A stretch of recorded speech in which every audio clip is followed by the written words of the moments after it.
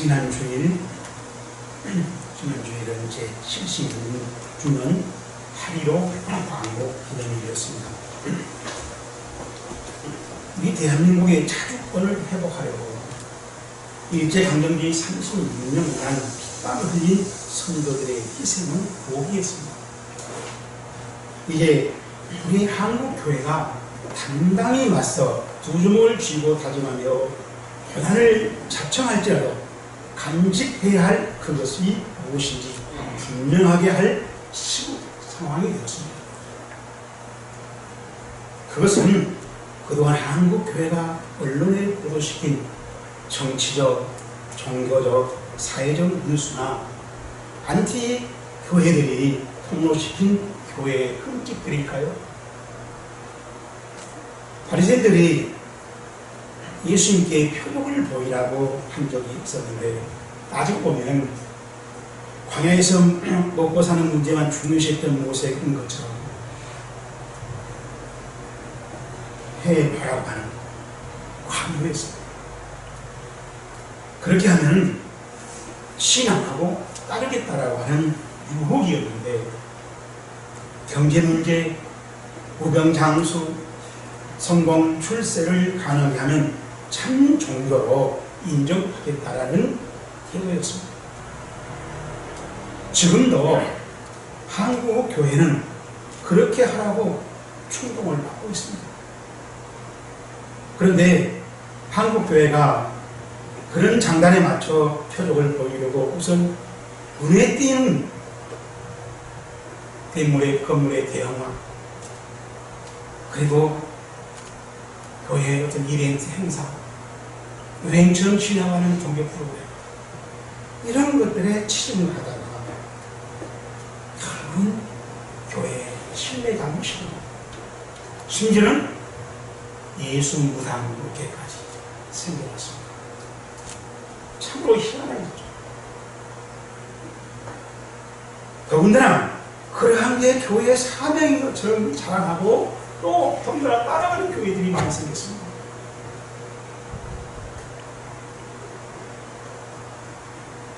그러다 보니 교회 생활을 잘하면 부자되고 자식들이 성공하고 무병장수한다는 게 축복이고 은혜라고 생각하는 교인들이 많이 생겨났습니다. 이제는 젊은 목자들이 성경을 연구하고 그것이 아니라고 올바르게 설교해도 이미 안티 기독교인들에게 소문내라고 해서 그들은 세상 가치관이나 교회 가치관이나 똑같더라, 오히려 더 못하더라 하고 지금 교회를 비난하고 조롱하고 있잖아요.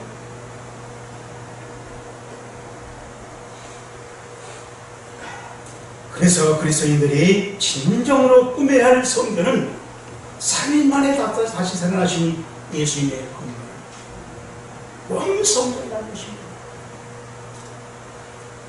임마누엘 신앙이 우리의 성전이라야 합니다. 죄와 사망을 이기신 예수 그리스도의 부활의 권능과 참 생명을 주시는 성령님이 우리 마음에 계시고 우리를 감동시키시고 우리는 그 감동을 따라서 판단하고 선택하고 살아가는 신앙 삶이, 그리고 그런 사람들이 모여있는 곳이 교회이고 그 교회를 우리는 드러내고 자라가는 교회로 돌아서지 아니하면 한국교회는 점점 침몰해 갈 것이다.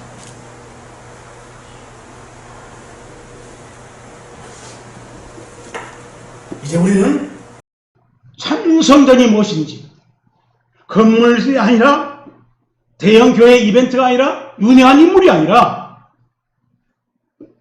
바로 우리의 신앙 고백이라는 것을 밝힐 때가 왔다는 거예요. 삶으로 보여줄 때가 왔다는 거예요.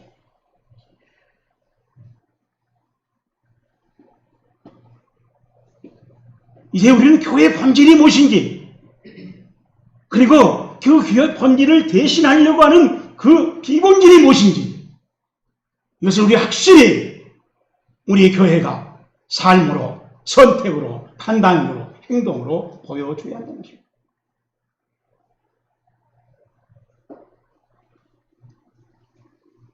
우리가 예수를 믿음으로써 구원받고 하나님과 새 관계를 맺고, 그래서 성경의 가르침을 따라 제자 삶을 올바로 살아가는 그리스도인들이 모였을 때 교회, 그 사람들이 교회라는 것입니다. 그리고 그 사람들의 제자 삶이 예배당 밖에 있어도 교회라는 것입니다.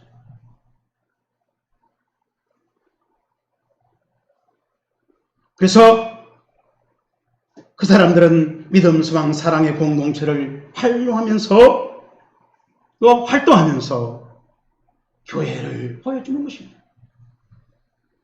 성령이 거주하는 성전은 성경적이지로 각 사람의 영혼이라는 것입니다.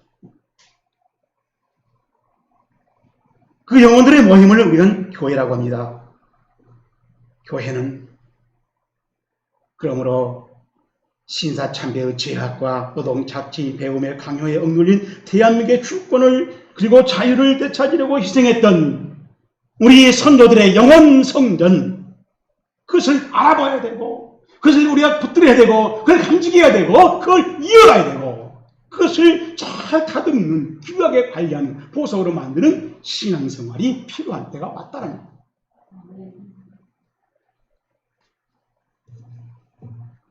그것이 바로 신앙 양심과 하나님 은혜를 충실히 하는 그리스도인들의 삶이기 때문입니다. 오늘 설교 본문도 본질과 본질을 대신하는 비본질이 충돌하는 모습을 눈물겹게 보여주는데 저랑 같이 확인해 봅시다. 30절 말씀입니다.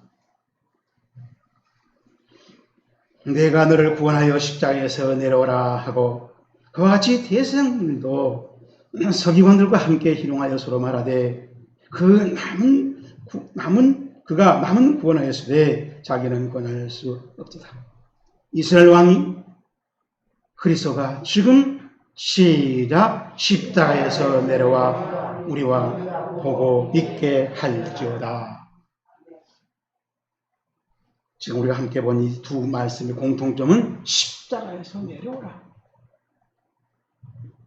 만약 예수님이 십자가에서 내려오셨다면 초인적인 인물로 바로 굉장한 인기몰이를 했을 겁니다. 그 인기 사건은 십자가의 대속 구원과 전혀 상관이 없어진다는 것입니다. 그러니 이제 우리 한국교회는 인기를 대할 것이냐 하나님의 구원의 뜻을 이룬 대속으로 방향을 맞추고 나갈 것이냐 기호의 설바.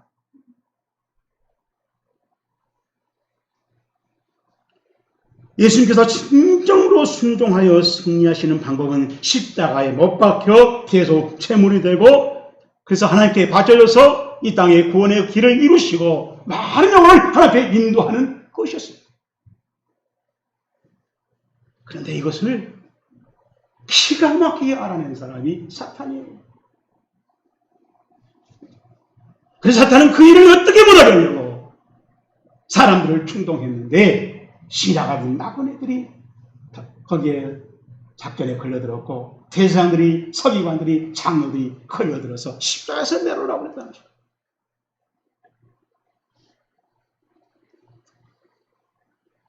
그런데 우리 예수님이 공식적으로 하나님의 아들의 삶을 시작할 때 광야에서 40년 금식을 했습니다. 그때 사탄이 찾아와서 주님에게 돌들로 떡덩이가 되게 해봐라. 저 성전 꼭대기 올라가서 뛰어내려봐라. 나한테 절호해봐라. 라고 유혹을 했습니다. 그때 사탄이가 예수님한테 했던 말이 내가 하나님의 아들이거든. 그런데 지금 십자가 현장에서 신앙살과 대성들이 예수님한테 했던 말이 내가 하나님의 아들이거든. 마태복음 20장 40절에 기록해 놨습니다. 똑같은 말이었던 것입니다.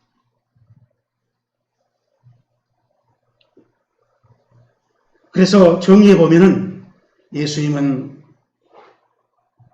예수님의 말씀을 암기하고 있었음에도 불구하고 사탄이 사람이어서 어떻게 하나님의 언약의 성취를 방해하는 그 사탄이 나뉘쳐한 사람들이 있었고 그 시간에 예수님은 하나님의 말씀의 언약 성취를 열심히 이루고 있는 시간이었다는 것입니다. 우리의 신앙생활은 이렇게 충성과 불순종이 공존한다는 것입니다. 십자가 현장은 바로 이 충성 세력과 불순종 세력이 싸우고 있는 싸움장이었다. 그 싸움장에서 우리가 어느 편에 서느냐, 이것이 교회이기도 아니고 교회가 아닌 가짜 교회이기도 한다는 것입니다.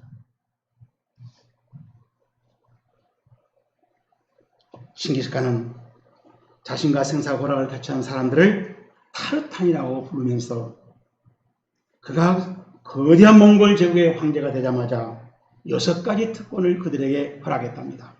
첫째로, 당신들은 언제든지 누구의 허락도 없이 내 방에 들어올 수 있다.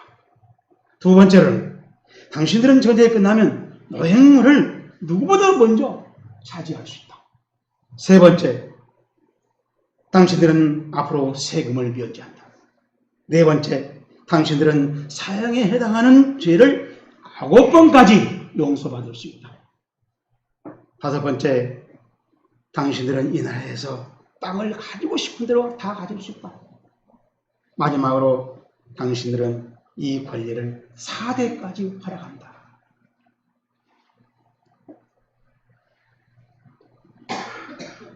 저와 여러분은 예수님의 타르탄이기를 축복합니다. 몽골 장수 칭기스칸의 충성에도 그토록 엄청난 특혜를 보장받았는데, 하물며 우주의 주인이신 하나님께 충성한다면 얼마나 크나큰 사랑을 받게 되겠는가. 여러분이 얻고 싶은 게 있습니까? 힘들어도 하나님께 기대를 걸어보십시오. 시작 단계에는 갈등과 망설임에 흔들릴 수 있지만 감당하노라면 하나님은 분명히 신비한 은혜의 길로 인도해 가시며 그 사람을 감격시키고 감탄시키고 감사로 찬송하게 하십니다. 체험하는 여러분이 되기를 주 예수님 이름으로 축복합니다. 자, 그러면은 예수님의 십자가 현장에 어떠한 사람들이 있었는지 확실하게 살펴보면서 우리 자신을 점검해 보자는 것입니다. 첫째로 23절 말씀입니다. 몰약을 단 포도주를 주었으나 시작, 예수님께서 받지 아니하십니다. 아멘. 십자가 현장에는 물론 예수님이 계셨는데 예수님이 보여주신 바는 무엇이었는가? 모세 때 죄인들이 안수해서 자기 죄를 옮겨놓으면 그 양은 그 죄를 짊어지고 대신 그 죄인 대신에 번제물로 많이 태워졌습니다. 바로 그런 번제물처럼 그 순양처럼 대속제물로 죽어지는 것이 예수님의 핵심이요 십자가의 본질이었다는 것입니다. 설교본부는 독자들에게 십자가 처형을 사실로 생생하게 보여주려고 4번이나 십자가에 못 박는다는 말씀을 하고 있습니다. 20절에도 십자가에 못 박으려고, 24절에 십자가에 못 박고, 25절에 십자가에 못 박으려고, 27절에 십자가에 못 박으니 십자가에 못 박는 이걸 잘 보라는 겁니다. 거기서 번제물을 발견하라는 것입니다. 이 번제물을 바울은 화목제물이라고 했습니다. 이 화목제물이 우리를 의롭게 만든다고 합니다.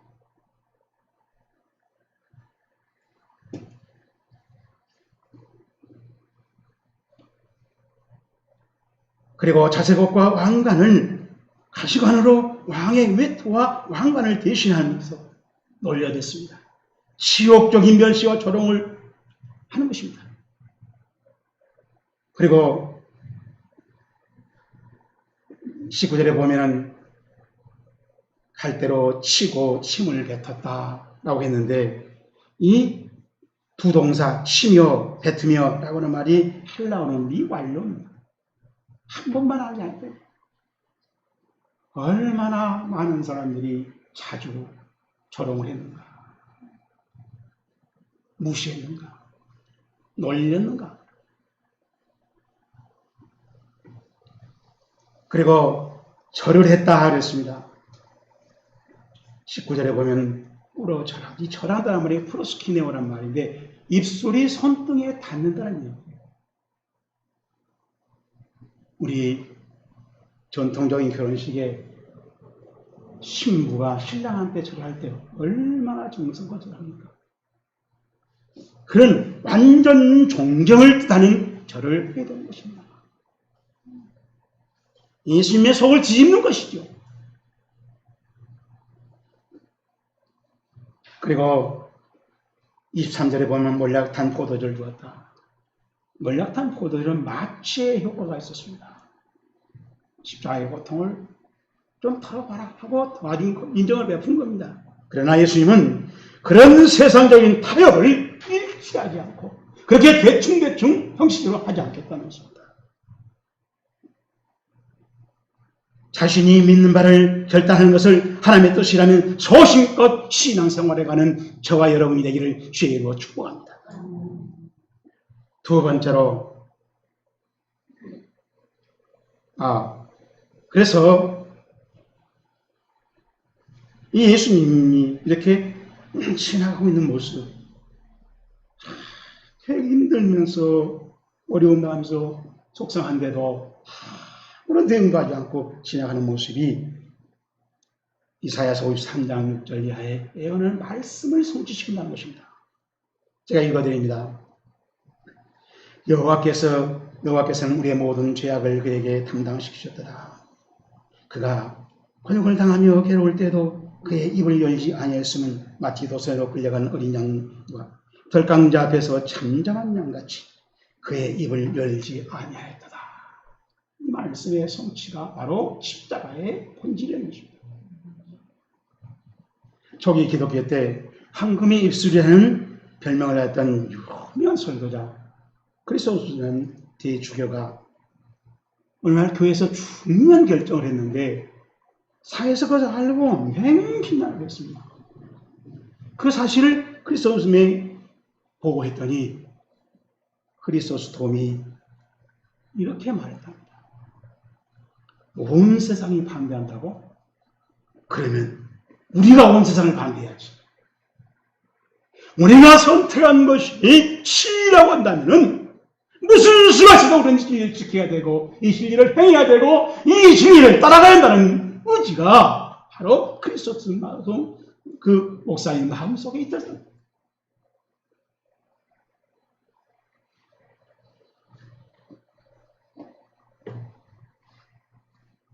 온 세상이 반대해도 나 혼자라도 난 죽어도 죽음의 생명의 길을 가리라.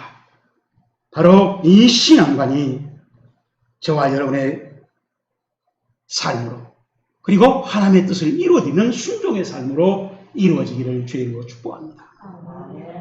두 번째로 우리 21절 말씀드립니다. 마침 알렉산더와 루포의 아버지인 구레네 사람 시몬이 시골로부터 와서 지나가는데 그들이 그를 시작 억지로 같이 가게 하여 예수님의 십자가를 지우고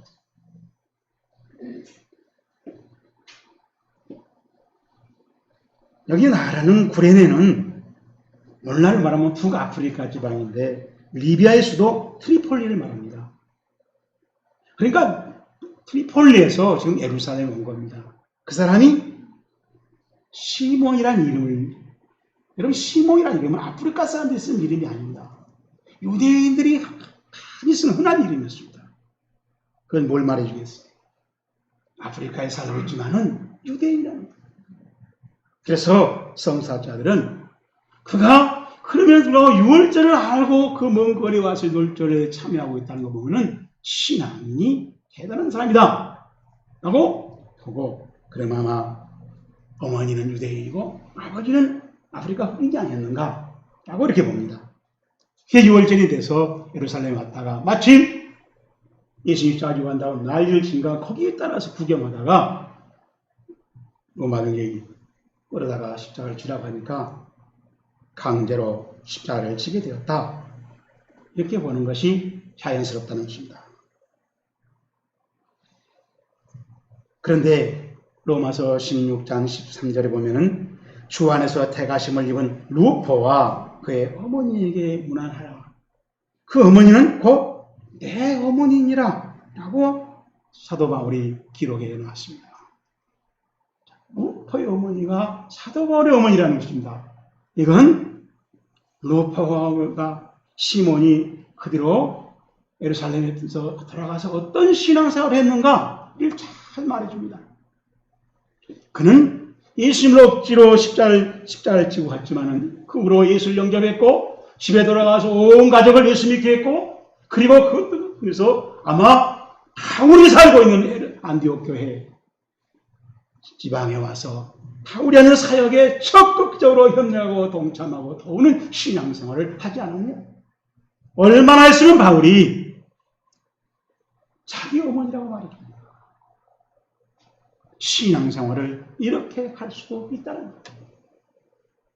그래서 저는 이런 말씀을 하면서 기왕에 할 신앙생활에는 좀 소문나게 보통 이상으로 우리가 좀 적나라하게 표현하면 지도가리만큼 해버려라.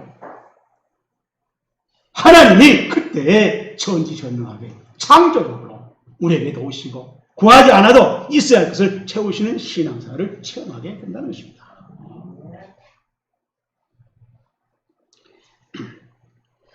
마태복음 13장 43절에 예수님이 이런 말씀을 하셨습니다. 그때 의인들이 자기 아버지 나라에서 해같이 빛나리라. 귀 있는 자는 들으라. 우리 신앙생활이 의인으로 인정받고 천국에서 해같이 빛나는 신앙생활을 할 수 있는데 이 말은 아무나 한 게 아니고 지금 이 말이 귀에 들리는 사람 그 사람은 할 수 있다 라고 말합니다. 그렇다면 바로 시몬이 의인에 들어갔고 천국에서는 해가 불어가고 천사가 기립박수하는 그런 의인 반열에 들어갔던 것이다. 그는 십자가를 강제로 지고 왔지만 그 십자가에서 진주를 발견했고 그 진주를 사기 위해서 자기 온 일생을, 온 가족을, 온 생애를 팔아서 그 진주를 샀던 사람입니다. 이런 신앙의 결단이 바로 우리에게도 이루어지기를 주의 이름으로 축복합니다. 지금 주께서 나 자신을 위하여 십자가를 질 수 있느냐라고 물으신다면 뭐라고 대답하겠습니까? 미국 보스턴 대학교의 신학대학 교수였던 말틴이라고 하는 분은 권신님의 뜻을 찬송가를 지으면서 그는 고민에 빠졌습니다. 나의 잔을 마실 수 있느냐? 이 잔의 질문에 뭐라고 대답을 해야 할까? 고민하다가 그는 결국은 주가 십자가를 지시며 물어보실 때 죽기까지 따르오리. 이 신앙 고백을 찬송가 461장으로 써놨습니다. 그래서 우리가 이 찬송을 자주 부르죠. 말날 교수의 이 찬송의 시가 저와 여러분의 삶을 만드는 신앙 고백으로 살아있기를 주의 이름으로 축복합니다. 마지막으로 31절 말씀 봅니다. 그와 같이 태생들과 서기관들과 함께 희롱하며 서로 말하되 그가 시작 나는 구원하였으되 자기는 구원할 수 없었다.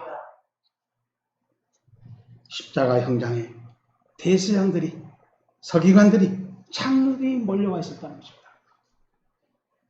이들의 공통점은 분명하게 지도자였습니다. 그러나 심각한 문제점은 소경이었다는 것입니다. 우수한 성경 지식으로 흉악하게 신앙생활을 해버리는 그런 사람들이 대제사장들이었고 서기관들이었고 장로들이었습니다. 요즘 우리들 말하면 총회장이고 신학대학 교수고 내노라 하는 장로들이라고 할 수 있습니다.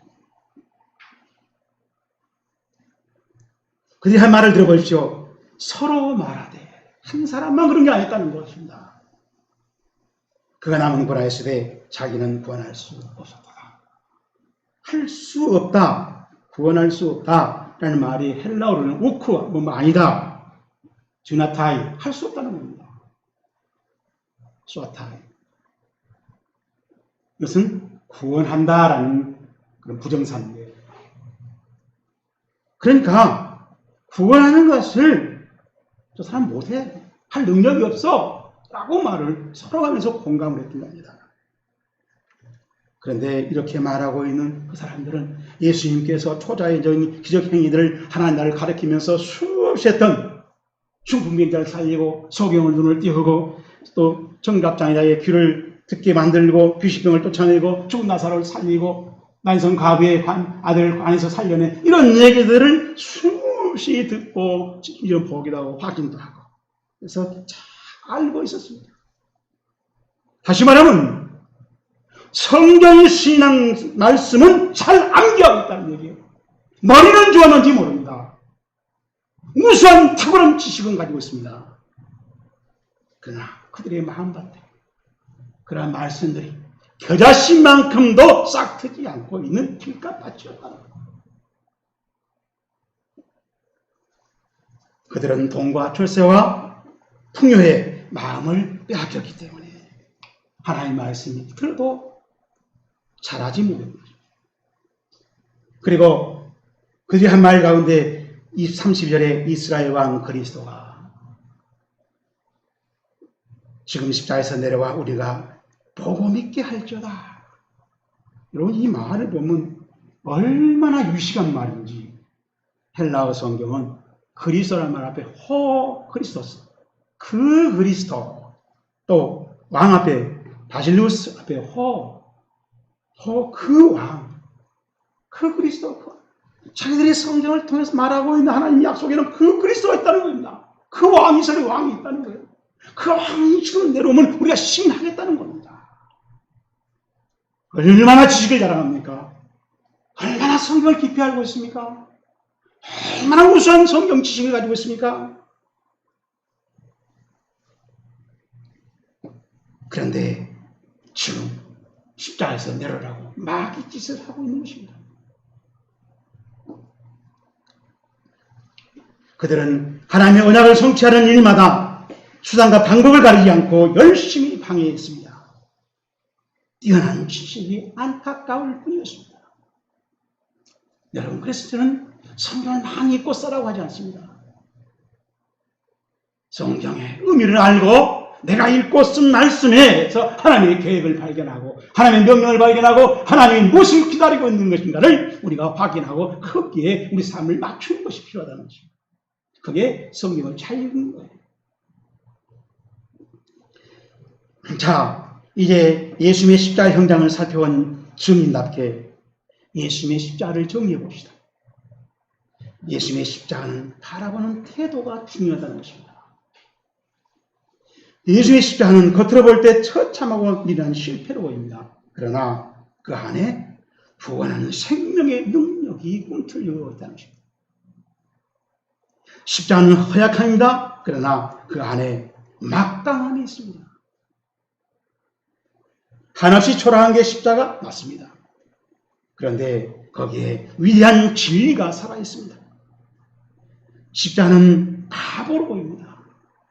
그러나 그 안에 지혜가 넘쳐납니다.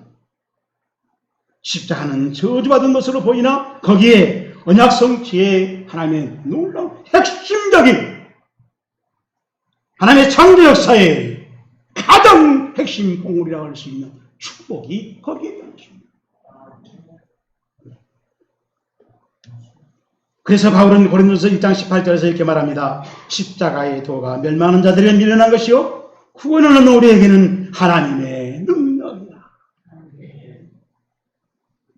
자기가 쌓으렸던 모든 것을 배설물로 여겼던 사람이 바울이었습니다. 그런데도 우리가 주님의 십자가를 함부로 무시할 수 있겠습니까? 절대로 아닙니다. 십자가의 감격과 감사가 우리의 신앙 삶을 만들어가는 남은 생에 되기를 주님으로 축복합니다.